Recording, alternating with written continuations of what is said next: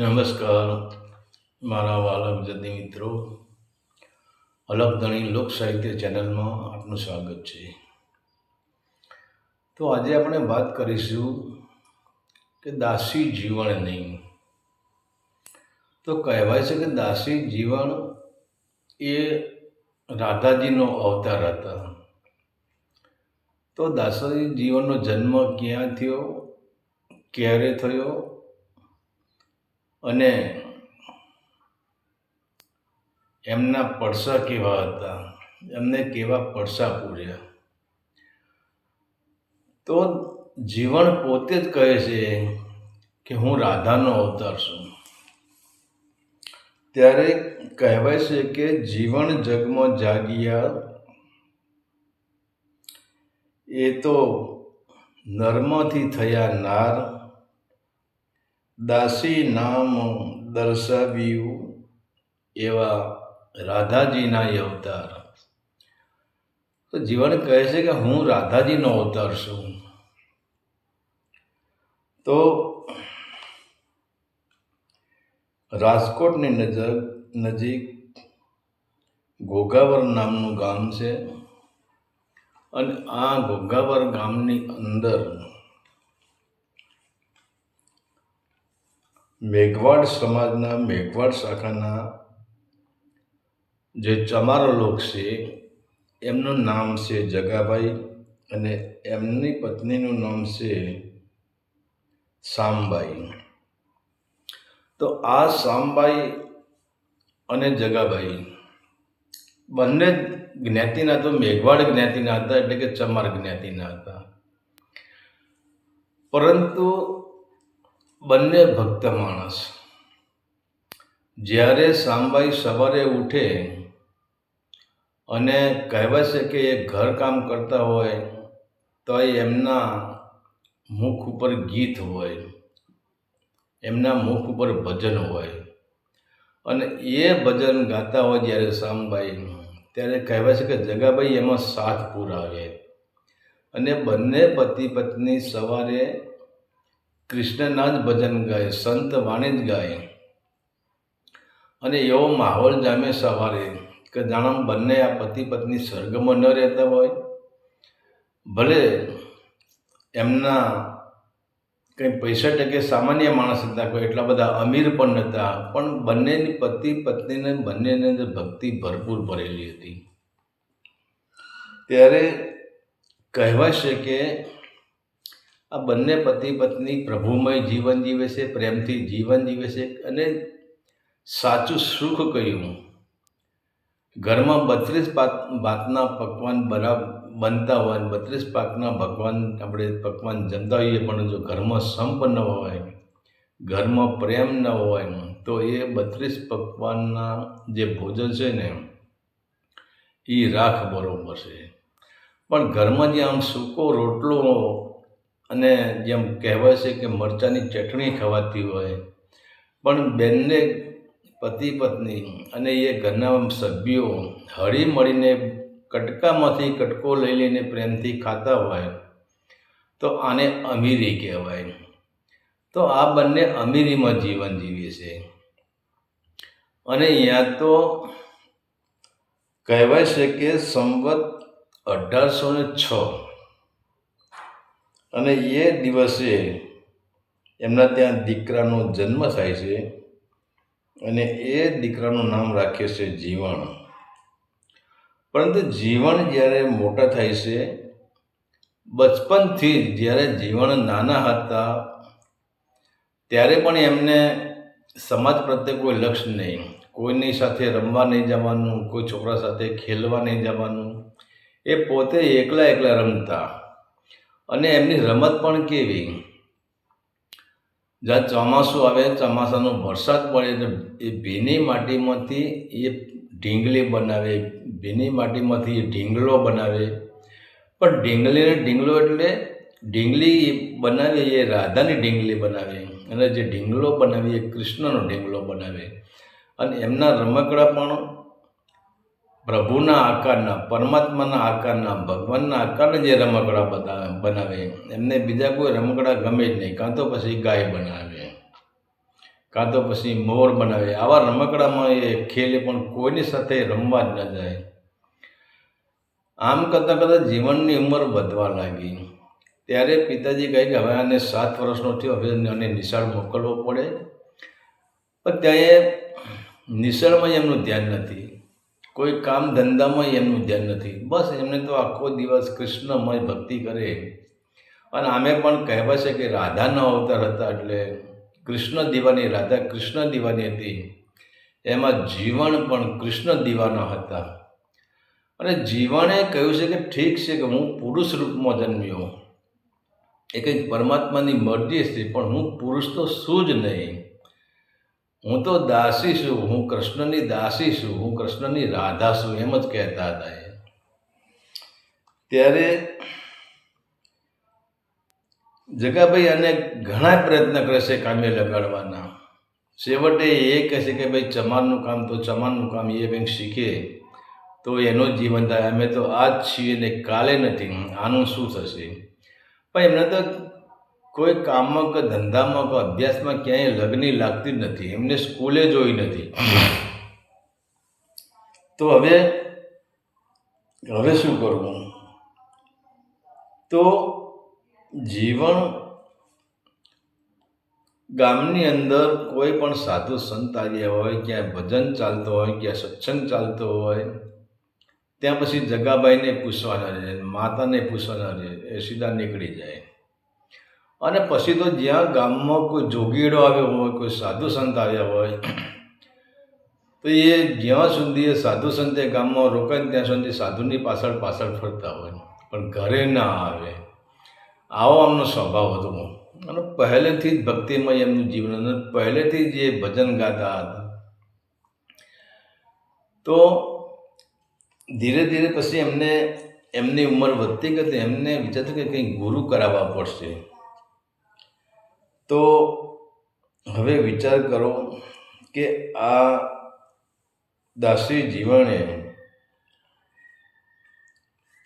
એક નહીં, આપણે તો એક ગુરુ કરાવીએ છીએ, પણ એમને તો 17 ગુરુ કરાવ્યા છે.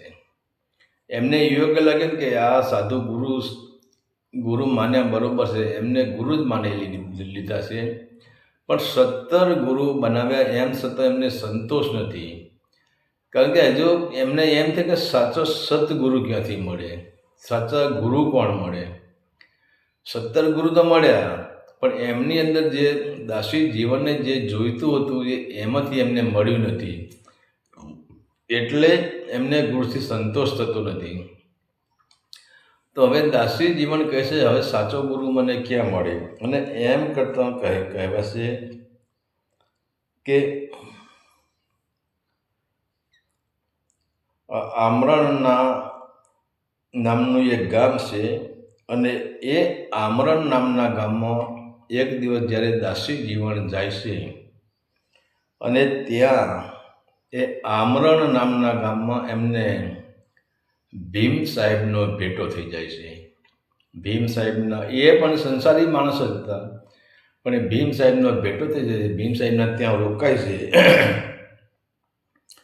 અને ત્યાર પછી ભીમ સાહેબ એમને ઘણું બધું જ્ઞાન આપે છે. ત્યારે જીવન પોતે ભીમ સાહેબને ગુરુ માની લે છે, અને ભીમ સાહેબ પાસેથી જીવનને એટલું બધું જાણવા મળ્યું છે કે જેમ એક ભૂખ્યા માણસને ભોજનની જરૂર હોય, અને જ્યાં સુધી એને મનગમતું ભોજન ન મળે ત્યાં સુધી એની ભૂખ સંતોષાય નહીં. એમ કહેવાય છે કે જીવનને ભીમ સાહેબ પાસેથી ભરપૂર ભોજન મળી રહ્યું છે, એની ભૂખ સંતોષાઈ ગઈ છે. અને ત્યારે પછી જીવન પહેલી જ વાર 17 ગુરુ કર્યા, એમાંથી એકેય ગુરુને એને ઘેર બોલાયા નથી, પણ ભીમ સાહેબને પોતાના ઘરે બોલાવે છે. અને પોતાના ઘરે બોલાવીને ભીમ સાહેબનું ત્યાં સત્સંગ રાખે છે, ત્યાં મેળાવડો રાખે છે.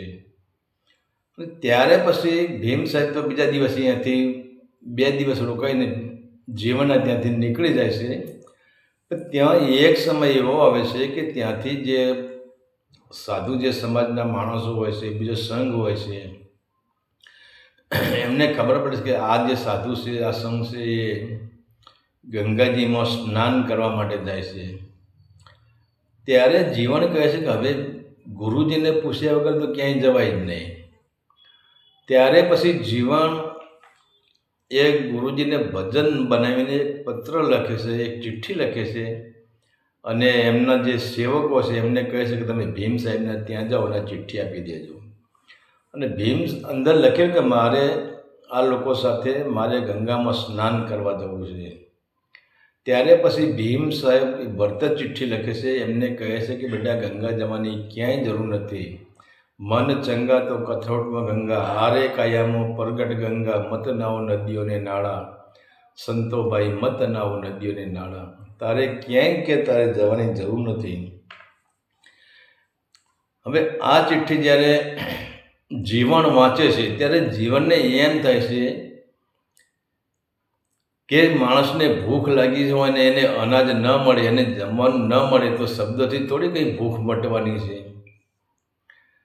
ત્યારે પછી એ બીજી ચિઠ્ઠીમાં લખીને મોકલે છે અને એ ભાઈને પાછો મોકલે કે જા તું પાછો. તે અંદર લખેલું હોય છે કે ગુરુજી કંઈ વાતો કરે વડા ન થાય, વાતોથી પેટ ના ભરાય.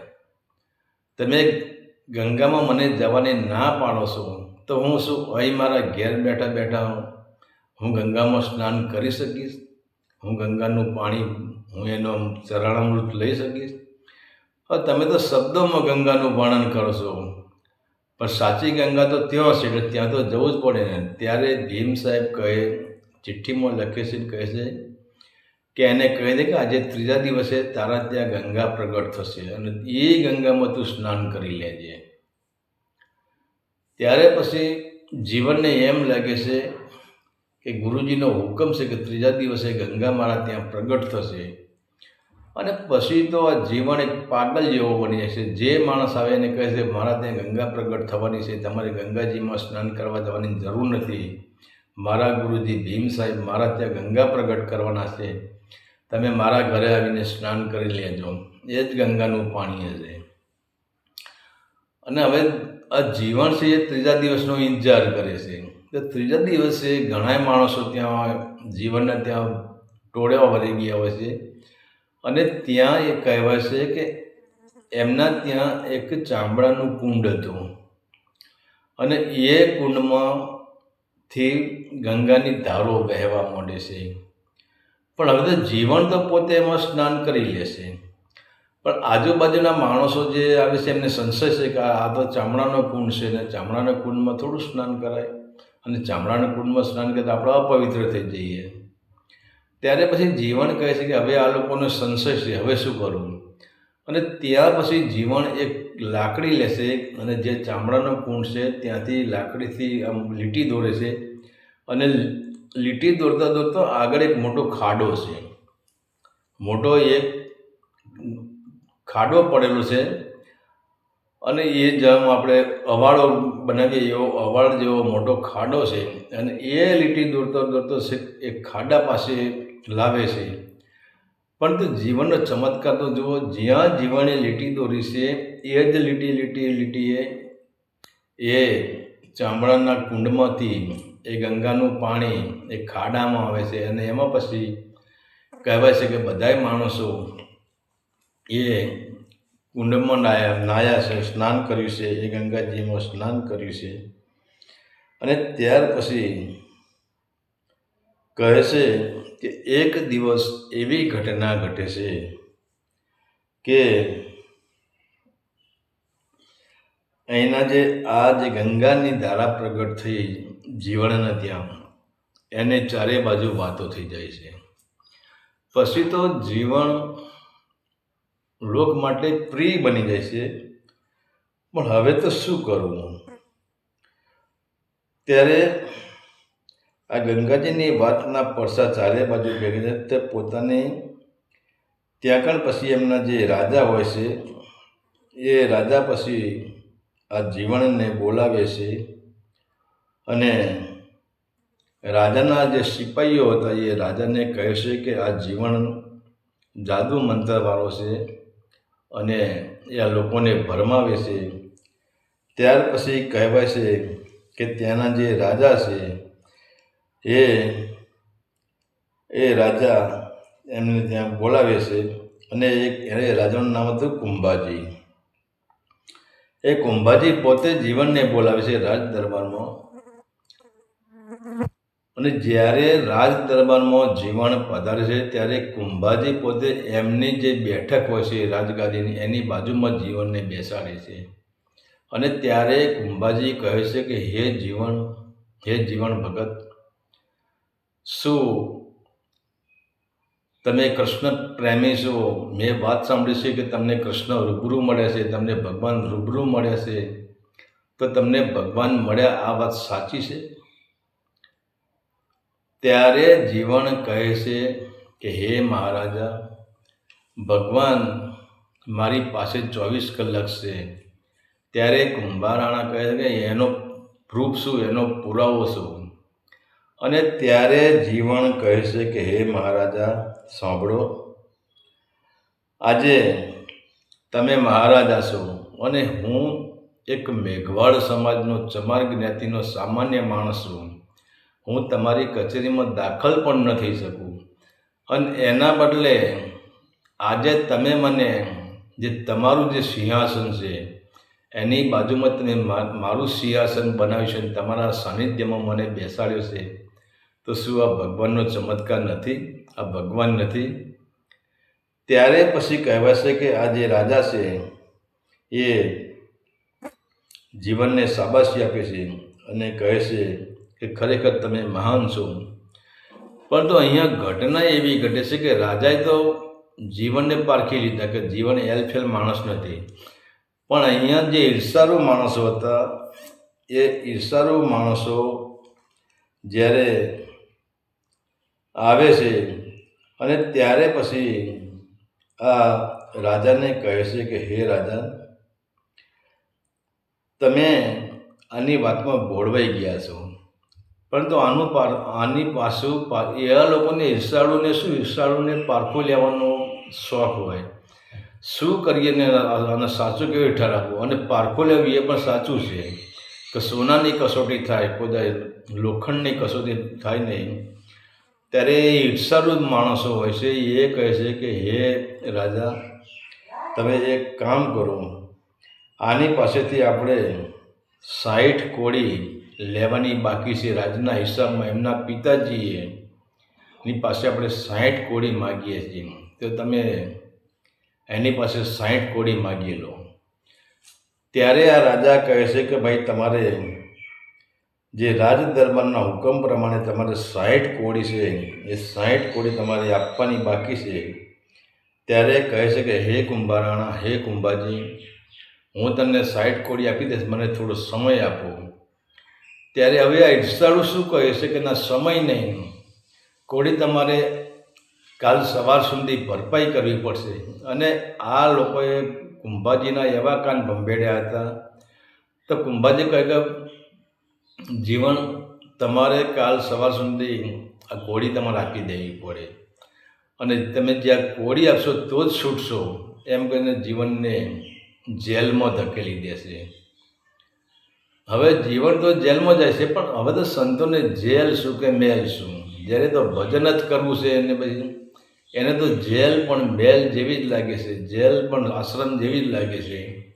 તો જીવન જેલમાં ભજન ચાલુ કરે છે, અને ભજન જ્યાં બરાબર ચાલુ કરે છે ત્યાં એ કહેવાય છે કે રાત્રે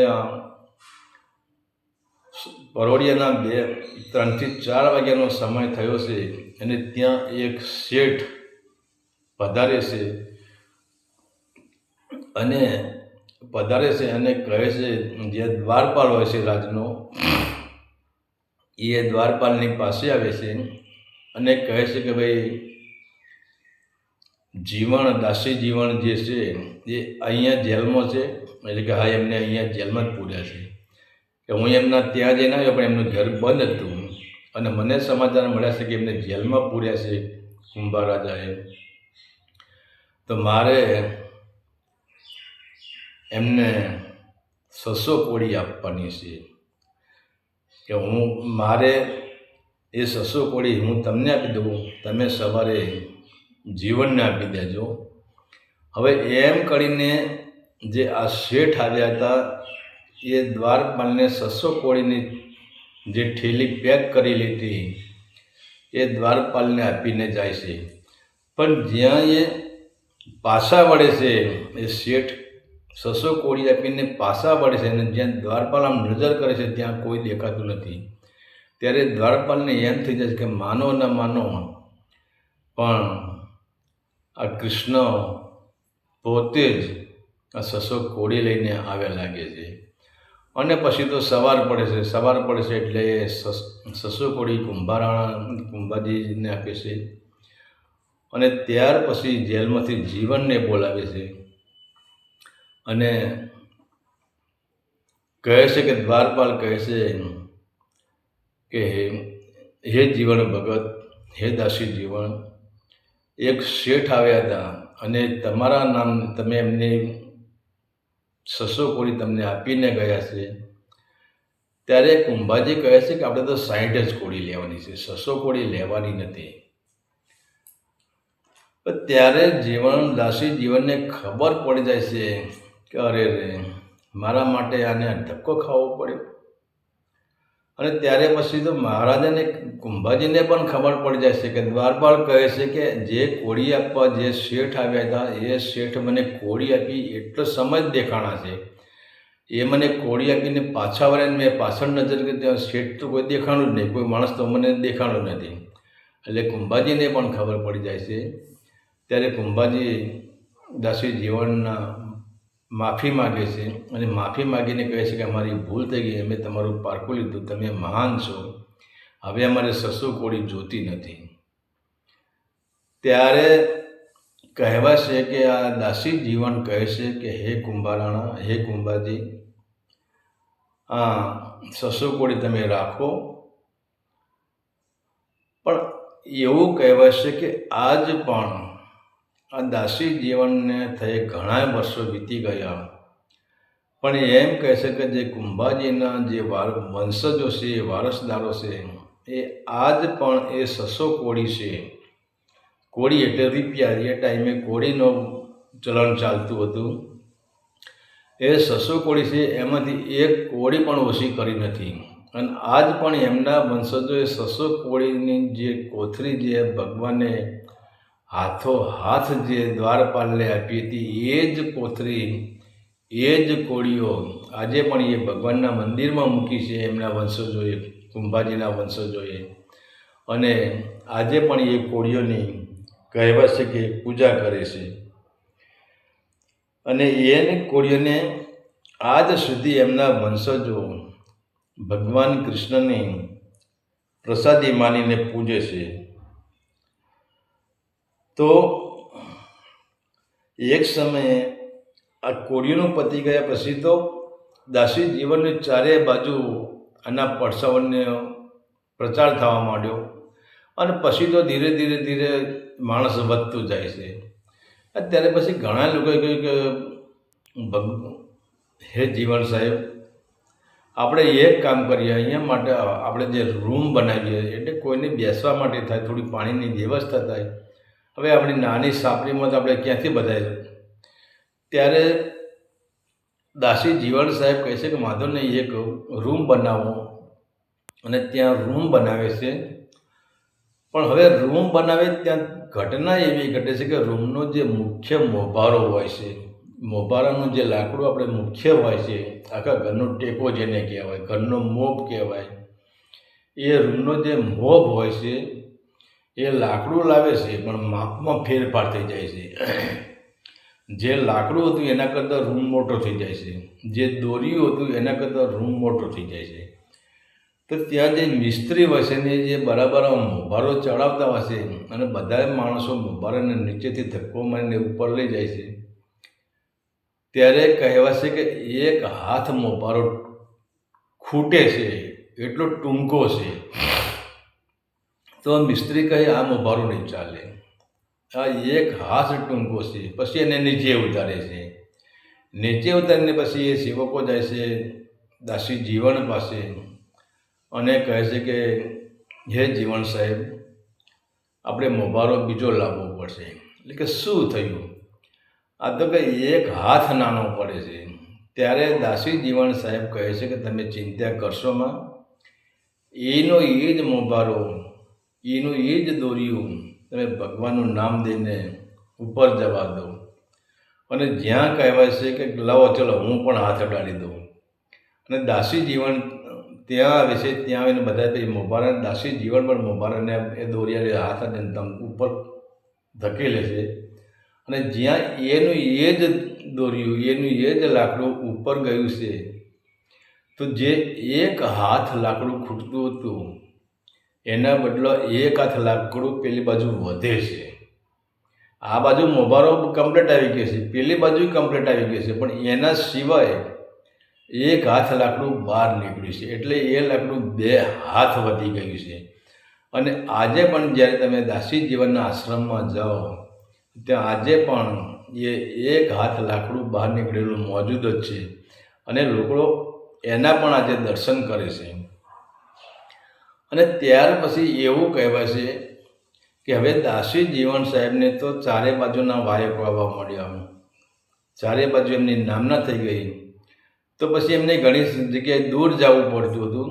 એટલે પછી દાસી જીવને નક્કી કર્યું, ત્યાંના એમના ગામના એક વાણિયા હતા, એક શેઠ હતા, વાણિયા શેઠ.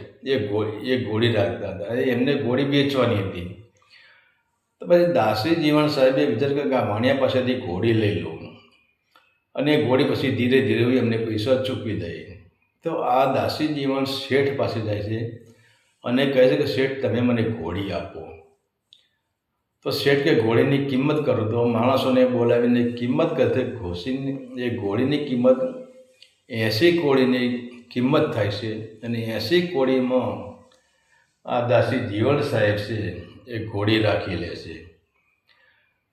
પણ શેઠને જે સમય હજુ પૂરો થઈ ગયો છે ઘોડીનો, પણ એ જીવન સાહેબ પાસે પૈસા બનતા નથી. ત્યારે પછી શેઠ આવે છે કે ભગત આ ઘોડીના મારા પૈસાનું શું કર્યું?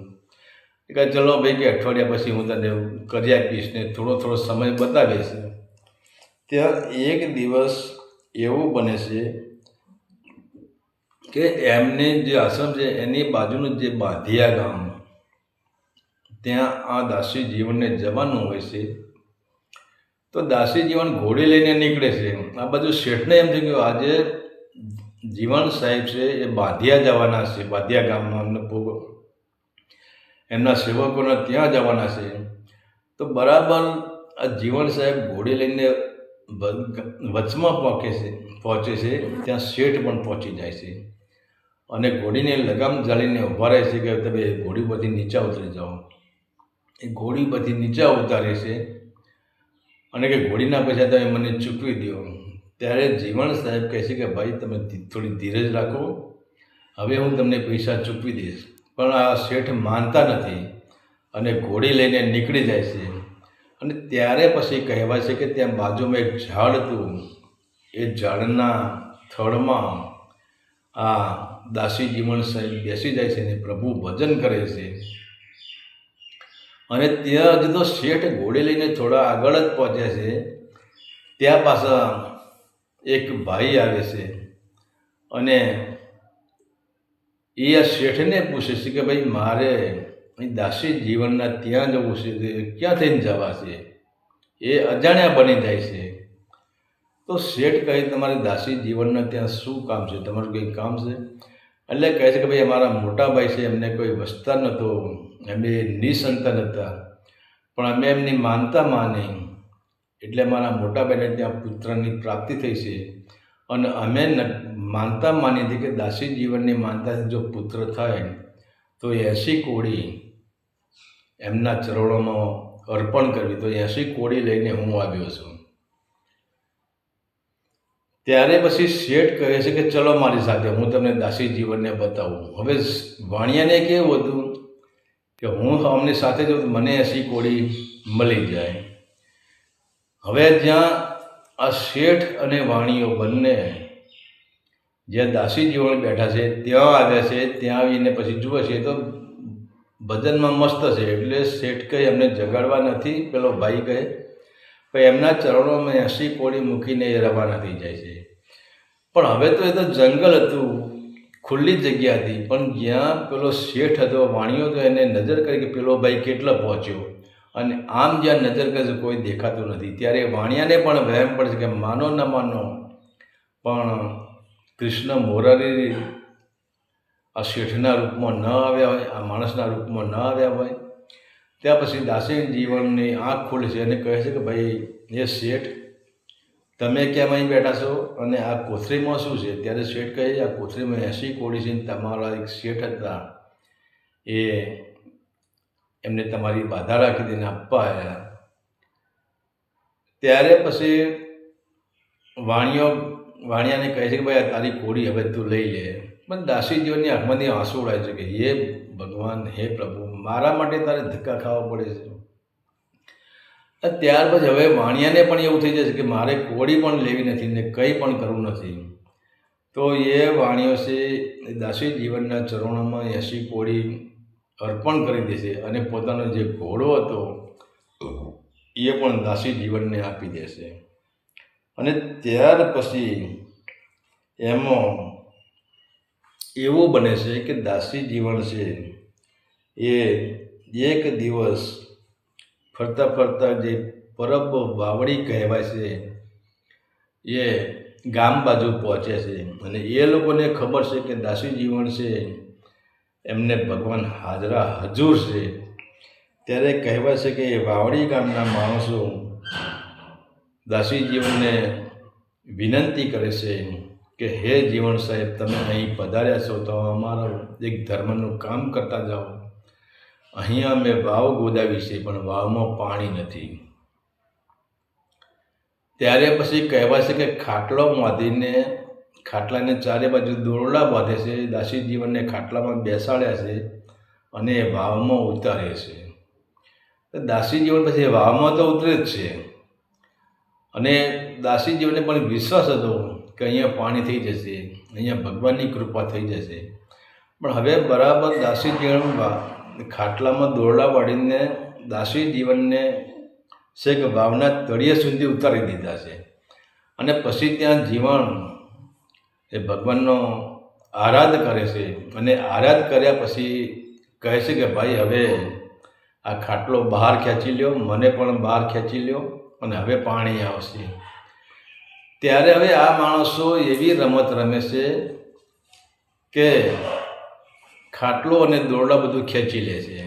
અને ત્યારે દાસી જીવનને કહે છે કે હવે તો તમારે પાણી હાથે જ બહાર આપવાનું છે, અમે તમને બહાર નહીં કાઢીએ. પરંતુ ત્યાં તો જુઓ તો મારો વાલો ત્યાં પણ લીલા કરે છે. ત્યાં પોતે પાણીના રૂપે પ્રગટ થયા છે ભગવાન કૃષ્ણ.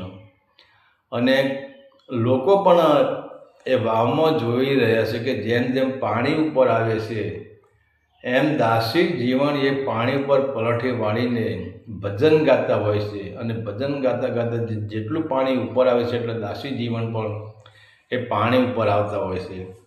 અને એમ કરતાં કરતાં પૂરી વાવ પાણીથી ભરાઈ જાય છે. અને દાસી જીવન પછી કહેવાય છે કે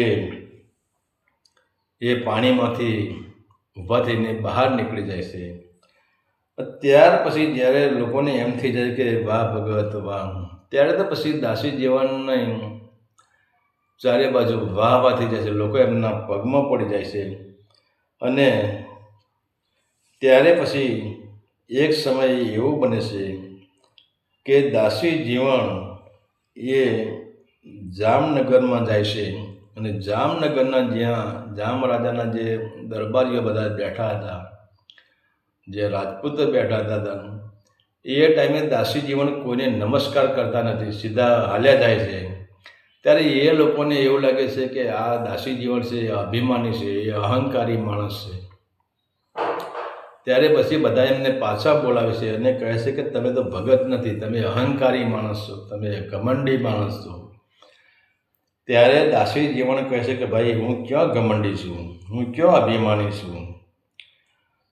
તો કે તમે જામનગરના જે રાજાશાહી હોય બધા લોકો બેઠા છે અને આવા માણસોને તમે ઝૂકો નહીં તો તમે અહંકારી જ કહેવાઓ ને. ત્યારે દાસી જીવન કહે છે કે હે તમે સાંભળો, મારી વાત સાંભળો. કે તમારા જામનગરના જે રાજા છે અને એમની જે દાસીઓ છે, એમની દાસીઓ રાજાને નમન કરે. બાકી કોઈ તમારા રાજના બધા માણસો રાજાને નમન કરતા નથી અને બધા માણસો રાજાના સાનિધ્યમાં રહેતા નથી.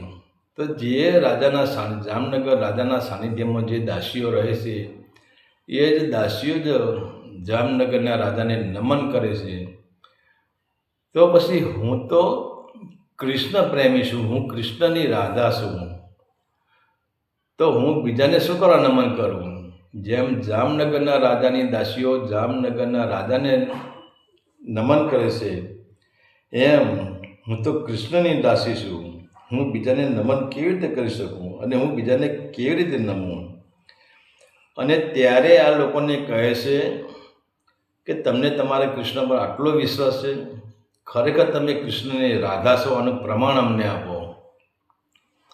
ત્યારે કહેવાય છે કે જામનગરમાં દાસી જીવન એનું પ્રમાણ આપે છે અને જ્યાં બરાબર કૃષ્ણને યાદ કરે છે, કૃષ્ણનો આરાધ કરે છે, અને ત્યાં જ કહેવાય છે કે જામનગરના દરબારનો એક તેજપુંજ જાણે 1 ને 1 હજારો સૂર્ય સાથે ઉગ્યા હોય એટલું તેજ પ્રગટ થાય છે.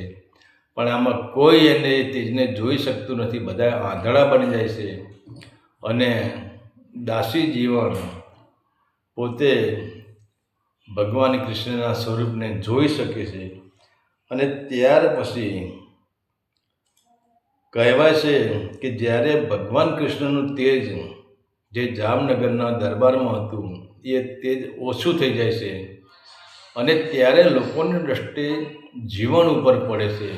ત્યારે કહેવાય છે કે ત્યાં જીવન ન હતા, જીવન નારી સ્વરૂપે ત્યાં બેઠા હતા, જીવન રાધા સ્વરૂપે ત્યાં બેઠા હતા.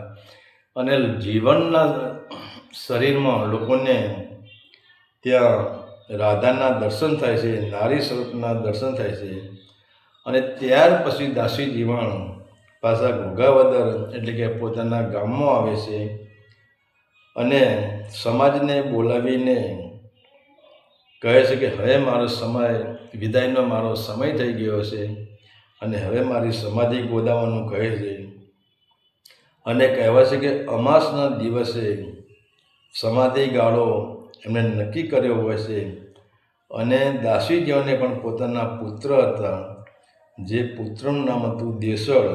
અને દેસળને પછી દેસળ પણ ભક્ત માણસ હતો અને દાસીજીવન પોતાના પુત્ર દેસળને એમનો એક તારોને એમનો જે આરાધ છે, એમની જે ભક્તિને જેમને પામ્યા છે, એ બધી દેશને બધી અર્પણ કરે છે, દેશને દીક્ષા આપે છે. અને કહેવાય છે કે 1880ના આસો વદ અમાસના દિવસે અહીંયા દાસી જીવન સાહેબે અહીં સમાધિ લીધી છે. તો આ હતો દાસી જીવનનો સંપૂર્ણ ઇતિહાસ.